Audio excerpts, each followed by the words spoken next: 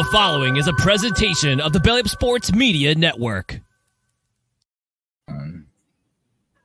Ladies and gentlemen, welcome to the Corner Booth Podcast. I'm your host, Jared Clem, alongside my co-hosts, Mr. Matt Ordazzo and Mr. Mason Rutch. And in the background, we got our intern, Chris. Chris, say hello to the people at home. What's going on? There we go. All right, Chris will be joining us later in the show to go over everything, picks, who did the best this week, the six-pack. Spoiler alert, Matt's still in first place, but I'm gaining ground, and that is what's terrifying. Y'all should be afraid. The king has returned to rule. All right. We're going to start off. It's kind of fitting. The name of the show is Swifts Up, Colorado Down. And it's not just the Buffaloes. I'm shitting on the entire state of Colorado this weekend because they're all down bad. We'll start off with last night's games, though, because Mace, as a fantasy guy, I will ask you this first. Can we actually say, hey, DeAndre Swift is... I guess this will kind of lead us into the Rush Report as we're talking about Monday Night Football first. But DeAndre Swift, he's a solid starting running back now for fantasy. Yeah, it's interesting how quickly that shifted. You know, we saw Swift have the big game against the Vikings. What was that? Was that week 2? Week 2.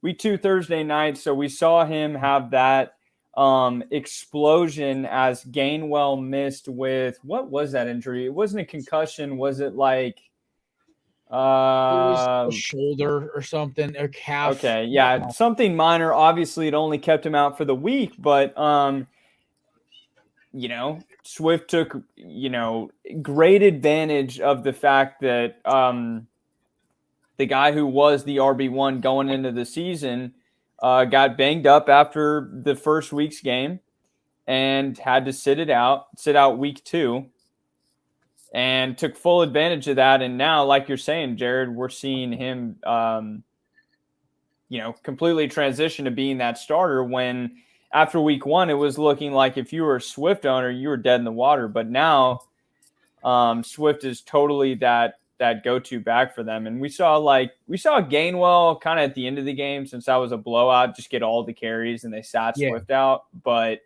I think in terms of overall relevancy, I mean, if you have Gainwell, man, you might be in trouble. Same with Penny, right?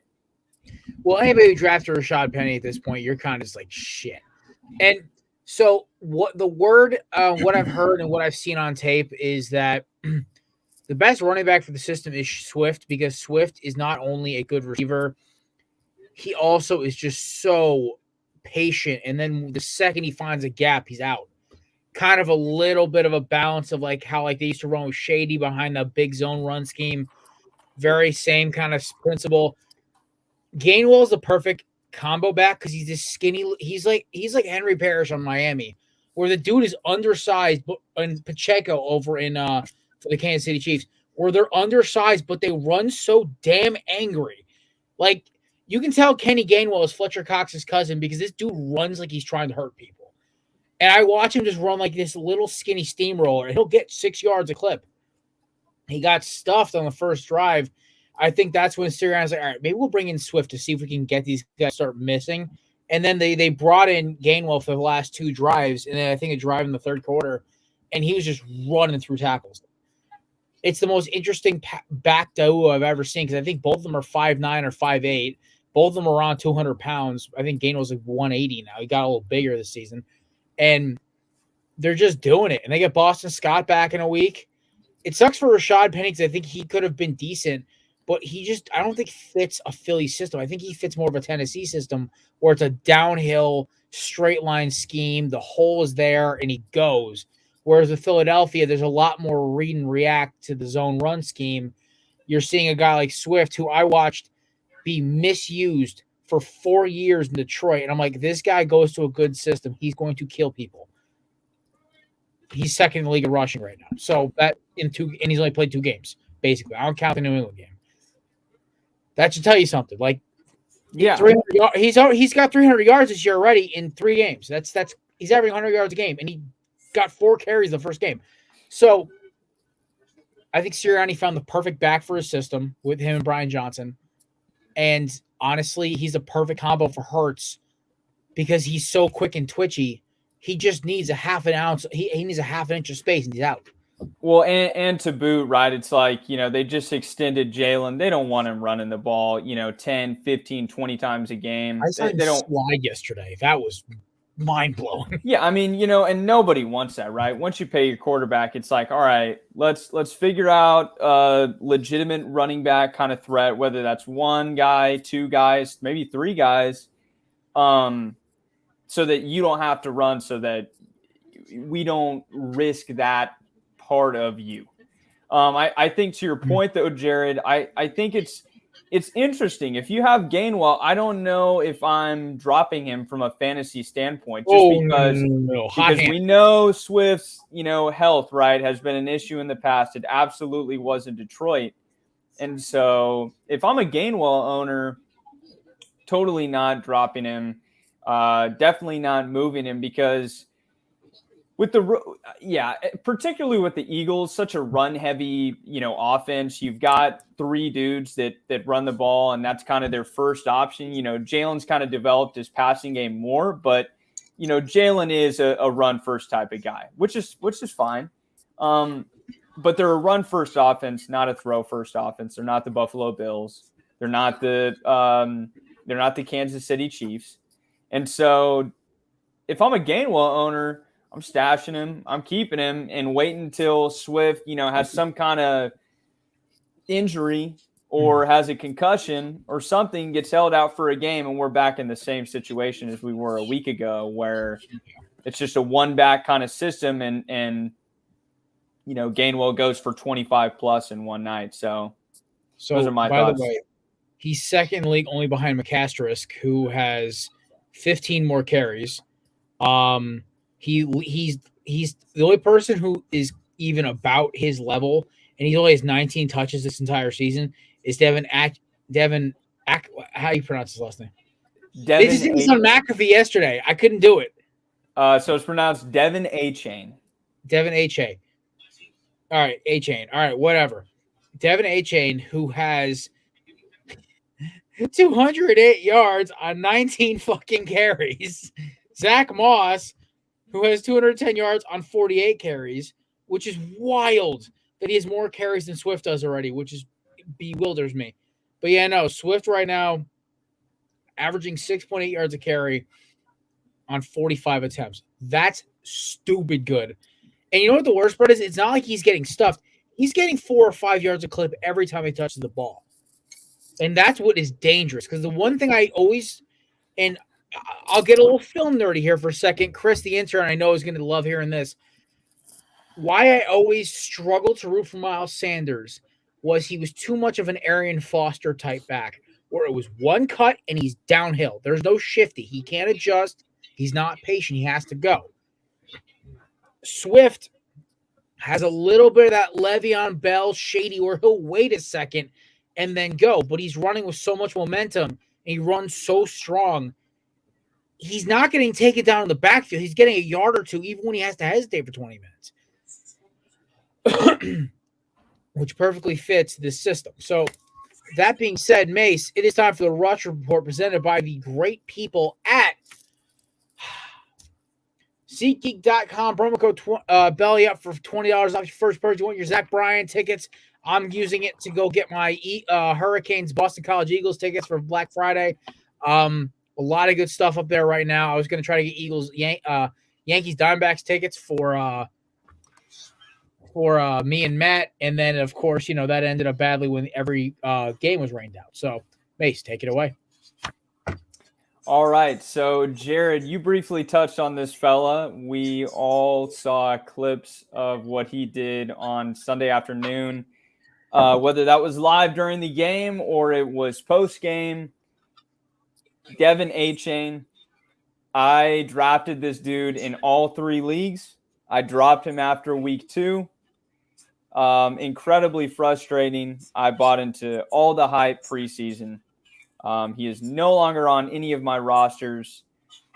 He will not be on any of my rosters after this week. And so incredibly frustrating when this happens. I also, coming up next, did the same thing with the second guy on this list. That's Kendre Miller in New Orleans. And so for me, two incredibly frustrating situations that I have to deal with. But nonetheless, Devin Achane, 18 carries for 203 yards with 2 rushing touchdowns, 4 receptions for 30 yards with 2 receiving touchdowns. Just a monster game. Look, is he going to replicate this again in his entire career? Probably not. You should absolutely temper your expectations. And it is important to recognize and realize that this is still a split backfield.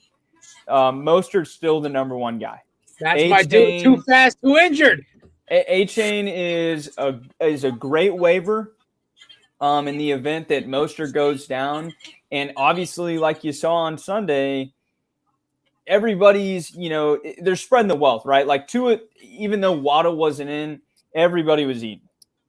Tyreek, Mostert, Achane. Even if you add Waddle in there, Achane's still going off. So it doesn't matter, right? But it's important to temper your expectations. This dude is not going to do this again. He went off for 51 plus points, depending on how you score in your leagues. And so don't expect that every week. Don't expect this dude to come back this week and honestly drop more than maybe like 10. I wouldn't, bet on that. But he is the number 1 waiver this week. If you have the opportunity, go and get him. He's rostered in 41% of leagues on Yahoo, 16 in ESPN. So it's up to 50 or something like that. Like it's skyrocketed this morning. Yeah, he's out there though. He's definitely out there. So moving on, we've got Kendre Miller. This week is Alvin Kamara's return from suspension.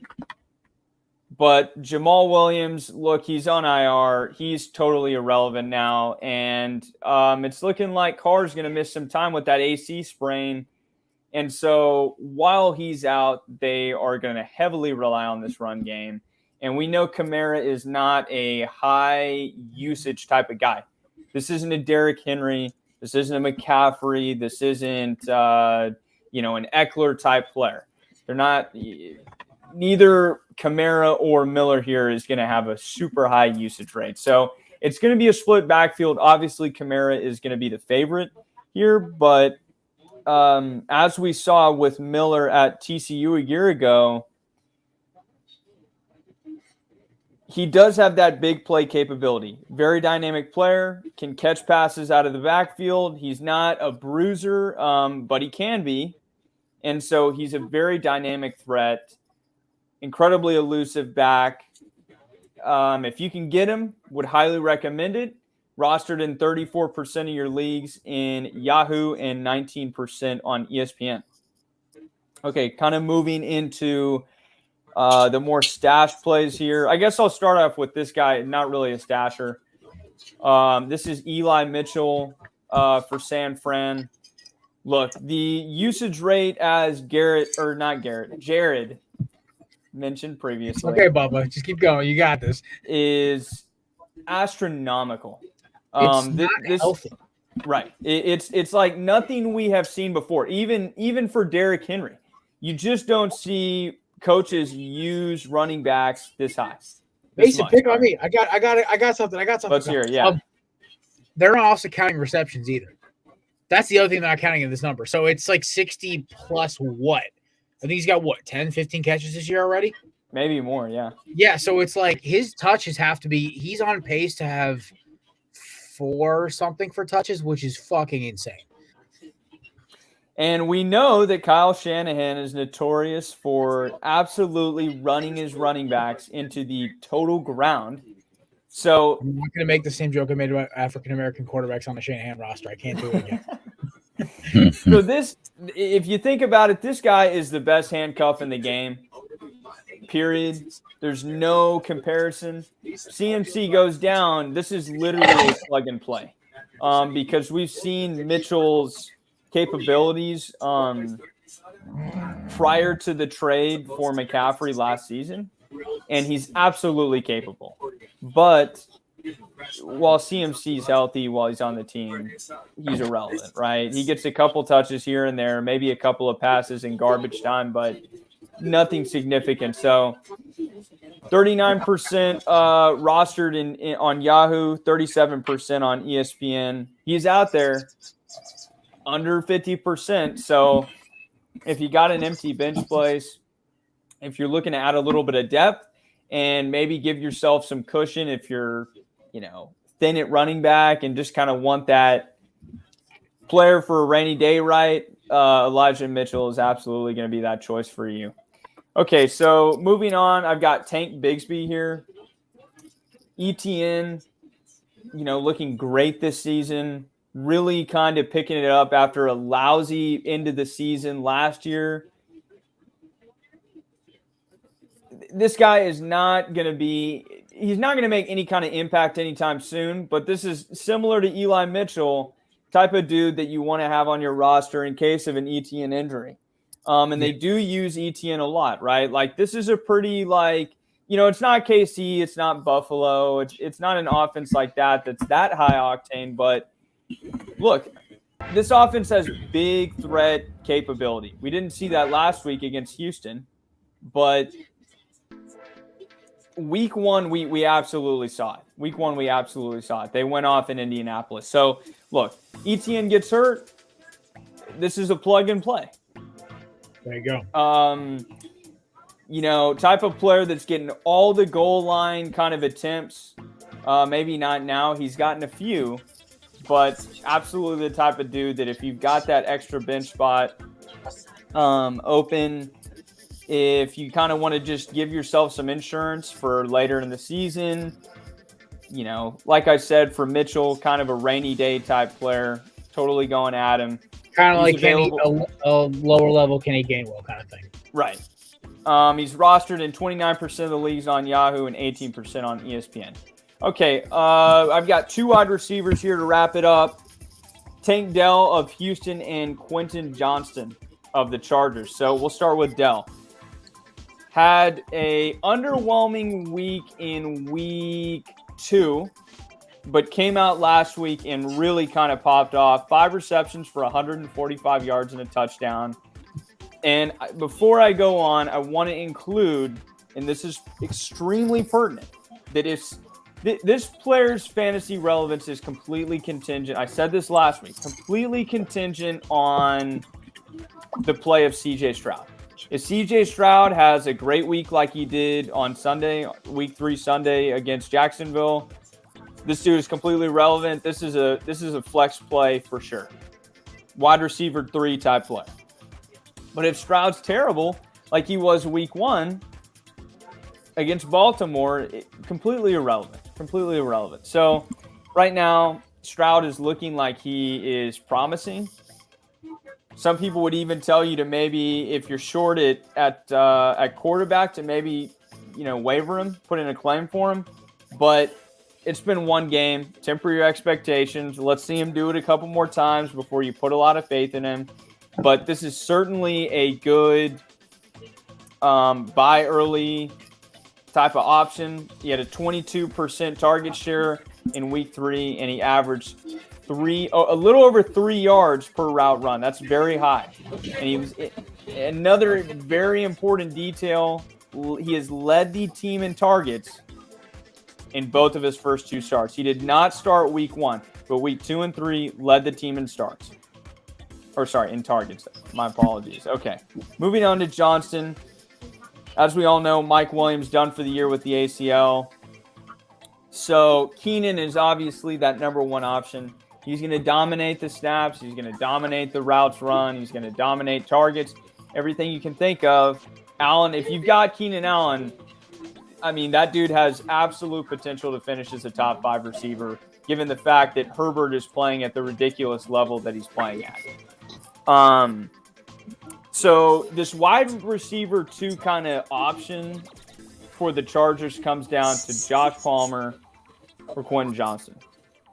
Some people like Palmer, some people like Johnston. It just kind of depends on who you talk to.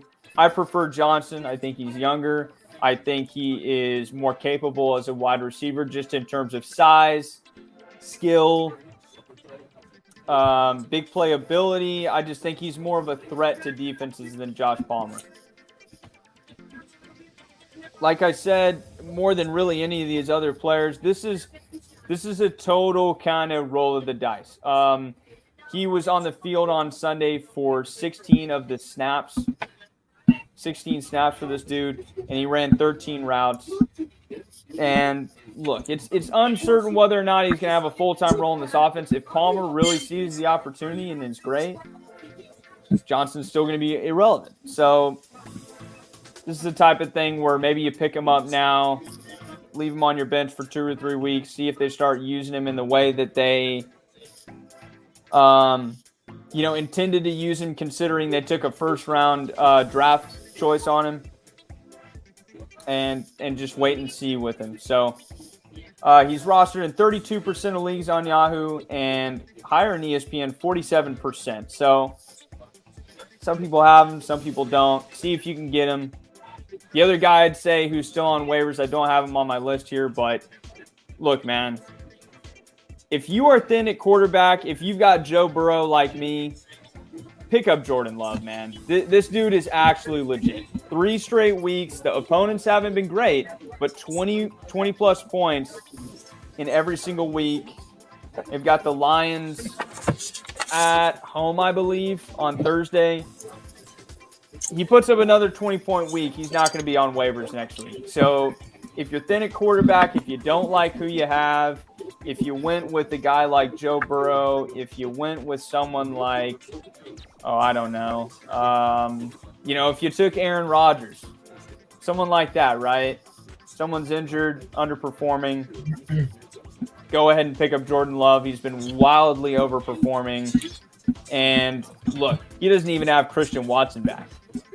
So when Christian Watson comes back, it's only fair to assume that he's going to turn it up a notch. So I'm picking him up. I'm putting in a claim for him in one of my leagues because I've got Burrow, like I said. But Jordan Love, man, if you're thin at quarterback, go and get him. All right. Mace, awesome as always. I love how you're not going to be every single fantasy guy and say, hey, go get Josh Palmer. It's like, guys, we do this song and dance every year. He has one good game where he catches 3 touchdowns and 3 catches for 120 yards. And then and then he says something about Justin Herbert's girlfriend, and then he never gets the ball the rest of the season. Well, I think it's important. Go ahead, Matt. Yeah. No, I was going to say, speaking of the fantasy stuff, so per what we were talking about before with this trade thing, so I declined his trade because he was trying to give me 2 bench receivers for Matt, context. You have to give him context. Tell the fans at home what the trade was.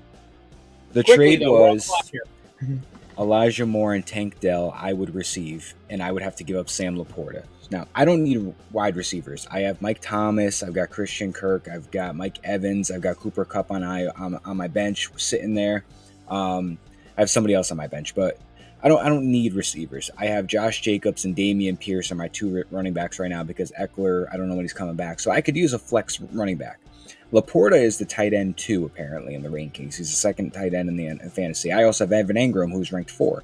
So I countered with Evan Engram for Jahmyr Gibbs. Jahmyr Gibbs is RB26, and Evan Engram's tight end 4. This should be enough for him to say, yes, I'll do that. If he doesn't, he doesn't. But if he says no, I'm going to throw Sam Laporta, I think, in as my flex. But I've countered with Jahmyr Gibbs for Evan Engram. That means I could put Laporta as my tight end every week. Gibbs can be my flex, and then I can plug Austin Eckler in when he comes back healthy, and then Cooper Kupp will come in, and then my roster could be complete with Jacobs and Eckler and Kupp and Evans and Mike Thomas. So that's what I countered with. Matt, he countered Ingram 1-for-1 for Gibbs? No. So I declined his original trade, right, and then I just sent him like maybe 20 minutes ago Ingram for Gibbs. So I'm waiting to hear back from him. So that's what's new on the table. I would take that deal. Right. No, Jared. I mean, because it's tight ends are the hardest thing to get a hold of. It's like trying to find his tight end is Dalton Kincaid. Oh yeah, so I already know. So I already know everybody's going to 6 targets for 3 games or 8. So I already know everybody's they're gonna jump on me because like, oh, you gave him Evan Engram from Jahmyr Gibbs, but like none of y'all know Sam Laporta. He's been averaging 5 to 8 receptions. He had 11 receptions, I think, last week. What did I tell you, boys? Preseason. That is Dan Campbell's new favorite player. He's got like 20-something receptions in 3 weeks, and that's not including the targets. He's been targeted probably 30 times in 3 weeks, and he just had his first touchdown. I expect this to keep rolling. And Jahmyr Gibbs is he had James Cook and Ramondre Stevenson. Ramondre Stevenson competes with Zeke Elliott. James Cook competes with Latavius Murray and Devin Singletary. Jahmyr Gibbs is just him. There is no David Montgomery. It's just Jahmyr Gibbs. And let me get the guy that I think is going to break out. Like we talked about it, we think it's going to take him until probably halfway through the season. He's going to turn it up. Let's do it. That's my counter. I think he's crazy to say no. I think everybody will get on me, but I've got tight end 2 behind Travis Kelce. Right, man. I mean, I would absolutely.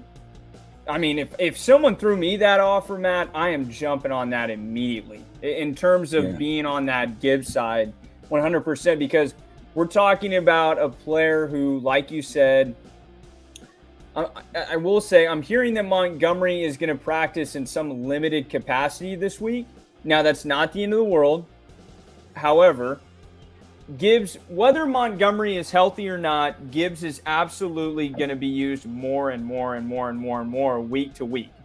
Like I said, whether or not Montgomery's on the field, whether he's off, his usage rate is going to continue to climb. They spent the number 12 overall pick on this dude. They're not going to let him sit on the sidelines, particularly with the level of how elusive, dynamic, the number of ways that they can use him. There's no chance they're letting him sit on the bench and not have him on the field. So I think that's a fantastic trade, Matt, from your perspective on his end. You know, I don't know about that, but hey, if he says yes, I would immediately absolutely pull the trigger on this. But we have a time. We are on. We don't want to overlap our fellow shows here tonight, our friend shows here, so we're trying to keep it semi-close to a 1-hour show today. Fellas, it's time for everyone's favorite game where I make a complete ass of myself for 20 minutes more than usual. We do the one-sentence game. Y'all know the drill. I read off a one-sentence headline for every big game that happened this week and every NFL game, plus the big college ones, and these 3 fools make fun of me for it. We also have a special surprise that happened down in the AFC South this week. All right, starting off, we go to Lincoln Financial Field, where Chris's Temple Owls got shit on like a bad prom date. It was ugly from the start. They tried to fight and say they were worth our time. Tyler Van Dyke looking out there like Tom Brady with a better arm and less accuracy, and Colby Young out here looking like mini Calvin Johnson. Your boys, Chris, looked unprepared and uninspired. Thank you for pissing us off in the second quarter. All righty, we go over to Death Valley, where the Florida State Seminoles, decided they were going to make this way too interesting, and Mason had to bust my balls about it for about 10 minutes. Clemson cannot finish. What a surprise in the post-Trevor Lawrence, Deshaun Watson era. We go north to Eugene, Oregon, where not only the biggest beat, where we saw not only a verbal beatdown by Colorado, we saw them get beat down physically. And not even that bad. If you guys haven't seen yet, Oregon released a hype video post-game. I have never seen somebody get smacked verbally, physically, and emotionally harder in a game than Colorado did on Sunday. Shout out to the Oregon coach and the Oregon program for sticking to their guns and doubling down. We're getting on, for those haters, we're getting on Coach Prime in Colorado because their hype train grew annoying. It wasn't that we don't love Prime winning. We just got irritated. And watching them get smacked after they walked in, stomping on logos, talking shit pregame, just being a little too much about it. It's kind of fun. I love it. All right. Utah, UCLA with the worst game of the century. 14-7 is the final. Nobody gives a fuck. Alabama and their quarterback problems continue, but Ole Miss is just a worse football team. Alabama wins 24-10. Matt's LSU Tiger, go Tigers, almost lost to the Pig Suey down in Baton Rouge. And the Pac-2 battle, Wazoo beats OSU in a late-time thriller, 38-35. Notre Dame and Ohio State, the beef between fake Lou Holtz, real Lou Holtz, and Ryan Day sparked Ryan Day acting like a war hero from a cheesy Lifetime movie, screaming into a microphone. Ohio State with 10 men beating 10 men on the field in the final play. Congratulations, Ohio State. It's just like your 2020 playoff berth. Missing a game. Woo! All right. And finally, we go to the NFL, the games people actually give a fuck about. Thursday, the New York Football Giants were there. They got their ass kicked. Next. All right, Colts Ravens. Damn, this game was embarrassing for both teams. I really hope they don't use Zach Moss as much as they do. Trey Sermon's my dog. Titans Browns. Oh, this is my miss of the week. I thought the Titans were going to come back and fight. Browns are a decent team, not going to lie. I still think Kevin Stefanski's a fraud, but this was a good game for them. We go to the other reason why Colorado's down bad with a Madden NFL score. This looks like a score when you play your girlfriend who has some kind of video game acumen and can figure the game out, but you're already up by 50 at this point. Dolphins roll 70-20. I think they scored 8 touchdowns before Denver realized the game had started. Patriots and Jets just proving once and for all Zach Wilson is a bum. We go to the Bills and the Commanders. Woo! Anyway, I thought this game was close as a sucker. Sam Howell looking like Sam Howell, the real Sam Howell. And he stood up and sucked. All right. Lions showed up 20-6 of the final. This killed my parlay because I had a money line touchdown parlay, and the one I was missing was Amon-Ra St. Brown. Son of a bitch. Hey, either way, congrats, Lions. The Dan Kibble method is working. Saints-Packers. Jesus, what is it with New Orleans and choking lately? 18 points in the fourth quarter. All right, moving on. Boys, it happened. Let's fucking go! Wow, you guys go. There's no emotion. We hit our first fucking house upset. Let's go. I would like to take majority credit for coming up with this one. Matt basically said, "What game is a clusterfuck? And let's pull it out." Yeah, I was like, "Well, this one seems possibly doable." Who would have thought? City showing out. The best football. Who would have thought C.J. Stroud would take? Who would have thought C.J. Stroud and that Houston Texans team would beat the Jacksonville Jaguars, who were making a nice, solid playoff run last year? We're gonna just top them the way that they did. I didn't think it would happen. I was just like, this is just the craziest thing that if it were to actually happen, this would be legit. And I didn't even realize it until you messaged it the other day. I was like, holy fuck, that really was our house upset. There you go. I was more oh shit. All right, there it is. All right, Chargers, Vikings. Kirk Cousins throwing another laughable interception. There's only one worse, and I'm getting to it in 2 games. But Cousins and then to make it worse, blaming it on the home fans for being too loud on that. Was it like a 3rd or 4th down? It's absolutely just meme central. I swear, the Vikings. All right, quick over/under, fellas. 35 seconds a pop. Over/under. How many games till the Vikings give up on the season? I'm calling 2 more games. Matt. Over. I'll take over. Okay. More. Chris, over/under 2 games. The Vikings give up on the season. Life's too short to bet the under. I'm taking the over. All right, Mace, finish us off. Sorry, say that again. Over/under, how many games till the Vikings quit? I set the line at 2. Did the Vikings what? Quit on the season. Quit? Winless. Like they start talking about dealing Cousins, dealing KJ Osborne. I see. Let me check out this schedule. Okay, so they got the Chiefs and the Niners. What about 30 seconds? Did you get just fire from the hip, brother? I'll say like 4 or 5. All right, I like it. He's taking the over, so I'm the only one taking the under here. I think they're quitting by the end of week 5. All right. Speaking of quitting, apparently the Cowboys thought the Cardinals were going to. Holy shit! It was 10-0 before I looked up. Shout to Josh Dobbs, the bald wonder for just kicking ass and just making every Cardinals game fun. All right, Bears and Chiefs. Listen, I can make a Taylor Swift reference about Cheer Captain or Bleachers, whatever. I don't know the fucking songs. I really don't. Here's the kicker, though. She was losing her fucking shit in the stands when he scored a touchdown. Mama Kelsey looking straight gangster, be like, yeah, that's expected. My son's supposed to score touchdowns. Also, shout out to Travis Kelsey for the sweet 1970 Chevelle drop top. Literally my dream muscle car right there. Trav, you one of the real ones. And finally, oh yeah, by the way, the Bears lost by a lot of points.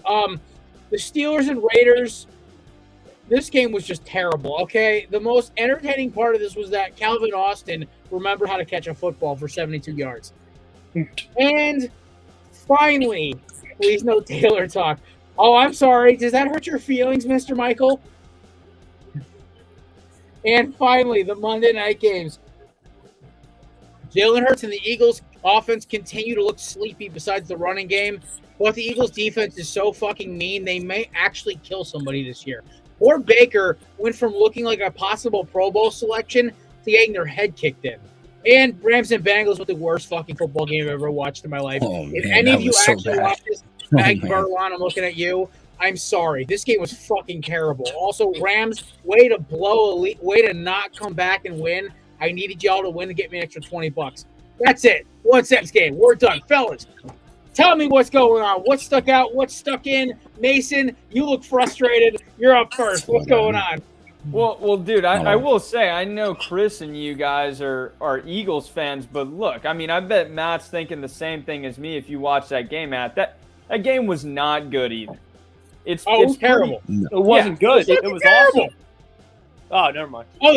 For defense it was fun. But I don't care. I don't care if you're a neutral watching that game. It was awful for a primetime game. So my point being is that I'm just so sick and tired of.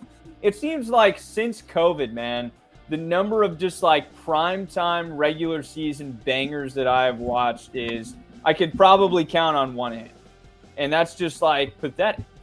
And so I don't remember if it was Matt or you, Jared, that said a couple weeks ago that they just need to move to like every single week being like having the option to be like flexed or whatever. Maybe we were talking about this after like Rodgers going down, Matt, or something, because like, you know, next Sunday night is KC versus the Jets. I think you should be able to flip the late game, like the America's Game of the Week, the 4:00 slot. If it's an East Coast, you should be able to flip it with an 8 o'clock. You should also be able to flip the 8 o'clock game as long as they're not playing the following Thursday. You should be able to flip the 8 o'clock game on Sunday with the Monday night game. You should be able to flip that with a week and a half's notice. If it's like something like where it's like, oh hey, the Bears are not good and they're now playing the Aaron Rodgers-less Jets. Okay, like you have to get rid of this game. Well, it just confuses me. It's like we were talking about this in that group chat. It's like week 5 Thursday night is Chicago and Washington. When was that ever going to be a good football game? I don't care if you like Howell or Justin Fields. That was never, you know, and not to say that both of them weren't like speculatively entertaining before the season started, because they were, right? Yeah. But in no way, in like no universe, is that game good enough to be on primetime television. No chance. Like, no way in hell. Okay. So it's like, what, you know, it's week 3, or we're getting through week 3 now. We're done with week 3. Why isn't that game being flexed? We're 2 weeks out. I don't know. And so I will say this. I will not try to act like I'm a bias here. That game was ugly. Jalen looked sloppy. The only thing that was amazing was watching the clinic the Eagles defense was putting on. Yeah. They were just showing, hey, how do you bully an offense to the point where your quarterback's cursing up and down the sideline? Because I'm going to tell you guys right now, that Buccaneers team is going to win the NFC South. I will put money on it right now. Well, if Carr's out for a while, yeah. Oh, I don't even care if Carr was playing. I said this preseason, and everyone looked at me like I had 3 heads. Because I knew Baker, with actual weapons, was going to be good. And on that drive, when they drove down the field and scored, I was like, okay, there's the Baker I know. Drops, and Mace, that's the Baker you grew up with. Drop back, hit everything in stride. Everything was, like, on point. That Mike Evans one-handed catch was fucking wild, by the way. But, dude, he just was like, fuck it, I got this, and just scored a touchdown. The problem was, it was too little, too late. Also, that Eagles defensive line is just fucking terrible. But, listen, gotta give credit where credit is due. Baker looked good with having 0 running game. I think Rashad White had 27 yards rushing yesterday. So, yeah, that's the Eagles basically make you have to beat them passing. I got a few things I could say. I got a couple things I could think of to follow everything up with. So I don't know what I witnessed live on Sunday afternoon. You didn't run the ball against Dallas. I'm talking about the Jets. Oh yeah, you go into the game and run the ball. It's raining.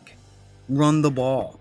Why is Zach Wilson throwing 36 times in the pouring rain? I'm watching this. I'm listening to everybody around me because they are watching the receivers and I'm just watching the quarterback because our offensive line is so mediocre right now that we can't hold protection for more than maybe a second and a half. So this pocket develops and it starts to collapse and he's running around and everybody's yelling, number 10, number 17's wide open, hit him, and he's just running for his life, throwing the ball away. Not blaming Zach because he played like shit. I don't care that he had no turnovers. He completed 50% of his passes. He threw 36 passes and he didn't even have 200 yards. He didn't even have 170. He had like less. He had no interceptions, no touchdowns, no nothing. But why does Breece Hall have 12 carries? And why am I seeing the team audible to a run play and they're designing the run to run into the side of the field that the Patriots have like 8 guys on, so they just run into a brick wall? And I don't know how many times in the last 3 or 4 minutes the Jets defense stopped the Patriots and we got the ball back at the 45-yard line and we gained maybe 2 yards in 5 plays or 4 plays or whatever it was. Like, I don't know how, when you're down by like 3 at the time and you've got the ball at the 50 and it's 1st and 10, you can't get 20 yards to a field goal, if anything.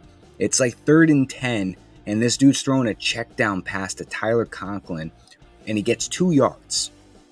And then you got to punt the ball and you got to hope for the best. Then he takes a safety in the end zone. Like, the defense gave up 13 points.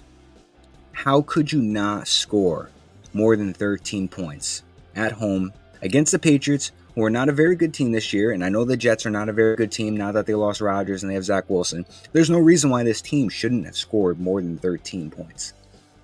And what is the answer? And I have the answer for you. Apparently it is Trevor Siemian.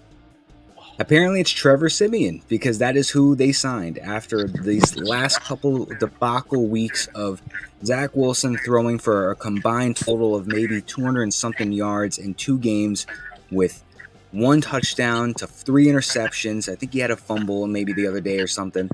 I just don't understand how Trevor Siemian to your practice squad is going to solve anything. And I'm calling it now. Jameis Winston will probably play this week. He'll probably throw 3 touchdowns against the Buccaneers in a revenge game. And Joe Douglas will go give him a 5th or 6th round pick. And he's going to come to us and he's going to throw 4 interceptions first day. I'm telling you right now. They're signing Carson Wentz. I put this in the universe. It's going to happen. You know what? I'm okay with that right now because Carson Wentz is better than Trevor Siemian and Zach Wilson. And no fumble when the game's in the line. He's going to throw a couple interceptions a game, but you know what? He's going to move the ball down the field and he's going to throw for over 170 yards. He's going to get a couple touchdowns. And Garrett Wilson want to punch him by the end of the season. It happens. I think Carson Wentz is a lot better than Zach Wilson, Tim Boyle. Actually, I don't even know what Tim Boyle's like. He could be Mike White 2.0 for us. Maybe he's healthier. Game before. So I'm going to say that's a no. Yeah, no. I'd rather Zach Wilson than Tim Boyle, trust me. I just can't imagine all this talent on both sides of the football, and they're going to waste this season away by backing this kid, and he can't do it. He can't. Zach Wilson is going to be an elite XFL quarterback. He's a MILF hunter. He can't figure it out. Even I know he was supposed to have a year under Aaron Rodgers, but even the 8 months he had under Aaron Rodgers, there's very minimal progression, if there's any, and he just can't get it done. And the coach is going to go down with him. I like Saleh. I'm not sold on him anymore. I'm questioning if he's the guy, but I like him as a person. I think he's a very respectful head coach. I think that the team likes him and everything, but he's going to go down with this ship. And Joe Douglas's name is attached to both of these guys. So if you're going to get rid of Saleh and Zach Wilson at the end of the day, you're looking at Joe Douglas like, hey, I know you've done a lot of good things for this team, but you're also responsible for these 2 in our organization, so you got to take some fault too. And I don't want to see Joe Douglas go, but it's all going to come down to just, I guess, Rodgers getting back into this organization and hopefully being on the sidelines and helping him out. because I just don't see how this team's going to be anything more than a 4-13, 5-12 type team just at this current rate if they don't make some sort of change. Well, you're right. All right. Chris, I obviously I know your Temple Owls were just disappointments, and we're trying to. It was like watching a Chihuahua try to bark at a Timberwolf. But what? Well, I texted you that the 28-point lead is the most dangerous lead in sports. I meant it. I was like 8 beers deep when I said that too. Dude, you were wearing a fucking Animal House propeller hat in a bar. I think you were your decision making without the was it. Also, I think you have to wear. You have to wear that on Thursday, by the way, for the show. I think that's. I will wear it on Thursday, dude. The amount of chicks that came up to me with that hat and wanted to spin my hat, I felt like Hugh Hefner. There you go. Okay, so what bothered me about over the weekend? I would kind of want to bring up the Eagles a little bit. You're right. Jalen Hurts was a little sloppy. Some of the throws he was making, it kind of looked like he was panicking a little bit. I'm not going to lie to you. His decision making was off. The contract is real. I think he's doing better than Burrow and he's doing better than Lamar. But I think the second contract panic is a real thing. We've seen it with Burrow. Burrow looked like shit yesterday. We saw it with Lamar. We're seeing it with her. I mean, Herbert's playing better, but also Herbert's playing against shit competition. It's like playing in the past. I think it's important to add that they're still losing. You know, he's putting up I think, people are so conditioned now because fantasy has become so popular just to look at players' performances and say oh, well, he had a 28-point day in fantasy. He had a great day. You're watching the throws he missed. And it's just well, dude, they got hammered by Miami. Or who'd they lose to week 2 that was pretty bad? Anybody know? What team is it? What team was this? Chargers. They lost to because I bet on was it Dolphins? Dolphins was week 1. Week 1. I bet on them that week too. Let me look. Was it Titans? Yes, Titans and OT, Matt. Terrible loss. That's embarrassing. Awful loss. But yeah, people are so conditioned. I mean, same with Lamar, right, Jared? Lamar puts up nutty stats, right? All despite throwing an interception, and it's they get totally wide open receivers outside the numbers. It's right in clutch points in the football game. So people are so conditioned, to be oh yeah, Herbert's tearing it up this season, and he is, but they're 1-2, and they barely squeaked out a win 2 days ago against Minnesota. So yeah, I completely agree. It'll be interesting to see what happens when Josh Allen gets extended, because that dude already plays wildly as he already got his extension. He did? Yeah. Yeah. 2 years ago. I did not know that. His contracting would have been up last year, which shows how fucking goals we're getting. Do you guys want to hear something funny? Yeah, boy. What's up? A letter was written to Joe Douglas in regards to interest in being their team's next quarterback. I know who wrote this. Just say it. Fucking Colin Kaepernick. Yeah. No, don't get me wrong. I was a Colin Kaepernick fan when he was active, and I know everything that went down with him. I support what he stood for, and there's ways you could do things. I understand not everybody agrees with how he did it, but you haven't played football in 7 years. I don't want this. There's a lot of things that I want, but I don't want a guy that hasn't played football in 7 years. I'll go call Philip Rivers. I would rather Blake Bortles at that point. Okay, shit. Matt, did you see the Joe Namath quote about Wilson today? Oh yeah, he thinks he needs to go. Yeah, thinks he sucks. I thought that was pretty awesome. Just when Joe Goat for Goat says you have to go, I think it's kind of a real thing. Yeah, I don't know his exact quote, but it was something along the lines of pretty much this kid can't play. He sucks. Get him out of here. Right. It was just I'll find it real quick. I'll pull it. But I think Zach Wilson seriously for career needs to be an XFL quarterback. I think he might be the greatest XFL quarterback of all time because you're playing against guys who are BYU competition. All right, here we go. Go for it. Here we go. So there's actually a little bit here. So basically he was actually on a Boston Talk radio show, I guess. So they asked him what he thought about the game. He said, quote, "I didn't take anything positive out of Wilson's performance yesterday. It was awful. You sit down on the play, you go right down. What happened?" I guess that's talking about the safety. "I thought you were trying to win and make plays. You quit on a play. What's going on? It's disgusting. I've seen enough of Zach Wilson. I've seen enough. He has quick feet, can throw a little bit, but I don't believe what's going on up there." So pretty clear cut and dry. You know, the greatest New York Jets player of all time just saying, like, this dude is trash. I don't know how, like, if you're like Jets brass or if you're Saleh, you can legitimately be like, yup, another week, let's roll this dude out there and, like, hope it gets better. Because it's like, it's not going to get better week to week. Like you said before, Matt, you know, maybe he's better next year or in 2 years. I don't really know. He's still a young guy. He's not that much older than me. He might be younger than me. I'm 23. Yeah, I think he's 24.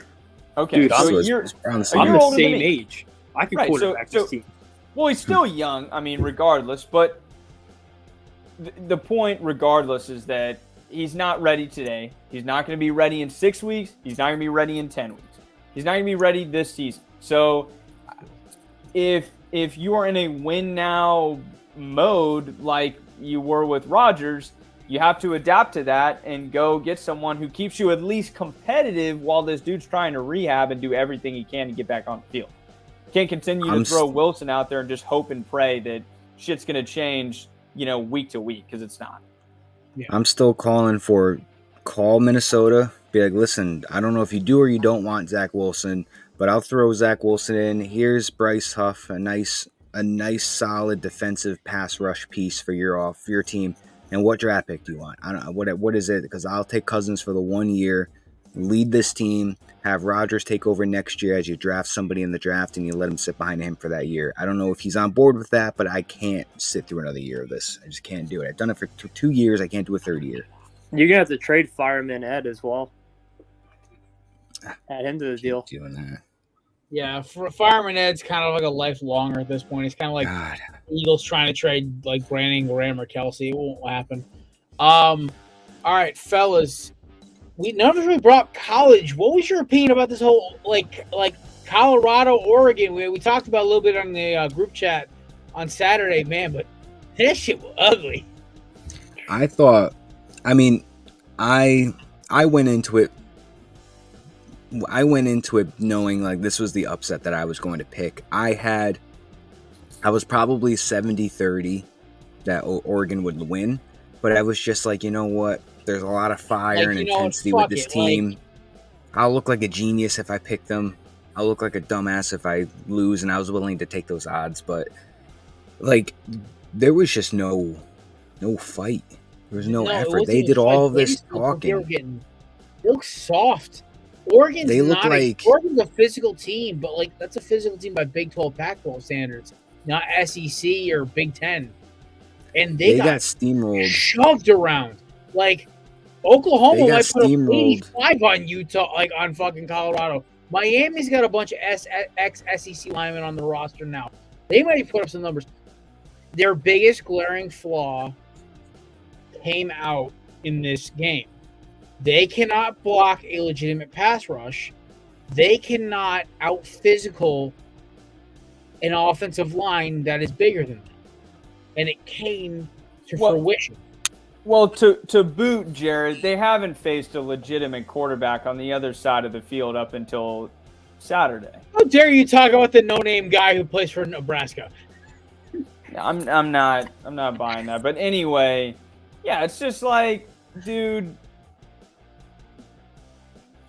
for me, it's like you kind of said, it's the talent gap. Look, I mean, your roster is completely turned over. It's a bunch of fresh faces. Like, yeah, you got some playmakers at quarterback, at corner, the other corner. You know, you got some bright spots, right? Like the Colorado running back is a true freshman. He looks like he's gonna be pretty good in a year or two. Like, yeah, you got some pieces, but dude, like, the Washingtons and the USCs and the Utahs and the Oregons are just, they're so much like better in every single possible way. They're honestly better coached to me than Colorado. So yeah, it was awesome for me. I was sick and tired of the chatter surrounding Colorado, and it's a fun story. Don't get me wrong, but the fact that they were ranked as highly as they were, and for multiple weeks were ranked higher than OU, I thought was just like pretty pathetic and insulting. And so I was just kind of glad to see them get thumped. This week they'll get thumped too by USC. It might be even worse than it was on Saturday. This might be a 70-pointer. Yeah. I mean, this could get really ugly. And let's not forget that this is in Boulder. So this could be really bad, like real embarrassing. All right, so fellas, right now I'm picking our 6-pack right now. The NFL one I already had picked out. There were like 4 good games. For college, Utah, Oregon State's gonna be fucking fun. Like, let's be honest, that game's gonna be fun as shit. Kentucky, Florida is gonna be fucking wild. And then you also have to throw in, you have Georgia, Alabama's possibility. Kansas, Texas, Ole Miss, LSU, and Notre Dame, Duke. In no point would I even care about throwing in USC versus Colorado. Oh, by the way, Colorado's no longer ranked in the AP poll. Damn. Officially, Colorado is dropped out of the AP poll. Number 8 USC taking unranked Colorado. Yeah, you get beat down that bad at outside the top 15, you don't stay ranked. And you know what? Listen, Deion is going to build something amazing in Colorado. This was the reality check to the hype train. So Mason, you're completely right, and you warned me, and I should listen to you more when it comes to this shit. You were on point. There was no reason. Like, I was looking through the top 10 teams in college football, and I'm like thinking about, all right, well, who could? Me as a Miami fan, I'm like, all right, who could we beat? I'm like, all right, so like we have a shot with like 6 out of the 10 teams. Okay, there's like 4 that might just run us off the freaking map. And then I start going to the teams, and I'm like, all right, we'd smoke them. And I get to Colorado, I'm like, ugh. That Colorado State game told me way too much than I need to know. Because Colorado State is physical, and they made their life difficult. Go back and watch that game. It's a fun game to watch, too. Colorado just plays tough. And Colorado State was just used to TCU blowing leads and blowing coverages, and Nebraska just giving up halfway through the game. But well, I think it's important, for me, I saw this firsthand, right? I was at OU a year ago at this time. Roster turnover, right? A ton of transfers coming in. Pretty much completely new coaching staff, right? It's hard. They started out 3-0 too, and they looked impressive, man. Like, OU looked really, really sharp, and they blew out Nebraska and Lincoln. We had K-State coming into town, first game of Big 12 play. K-State's hanging around, it's second quarter, third quarter.